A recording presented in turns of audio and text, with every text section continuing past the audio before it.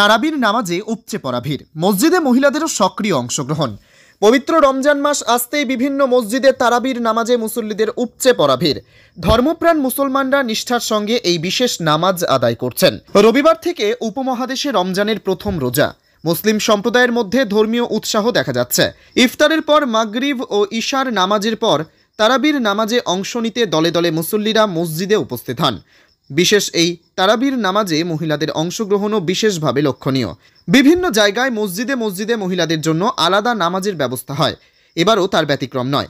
মহিলাদের জন্য আলাদা প্রবেশপথ, পৃথক নামাজের স্থান ও অন্যান্য সুযোগ সুবিধা রাখা হয়েছে, যাতে তারা নির্বিঘ্নে নামাজ আদায় করতে পারেন। রমজানের শুরু থেকেই মসজিদগুলোর পরিবেশ হয়ে উঠেছে ধর্মীয় অনুভূতিতে পরিপূর্ণ। ধর্মপ্রাণ মুসল্লিরা সারাদিন রোজা রেখে রাতে তারাবির নামাজে অংশ নেন, কোরআন তেলাওয়াত করেন এবং বিশেষ দোয়া ও মোনাজাতে শামিল হচ্ছেন।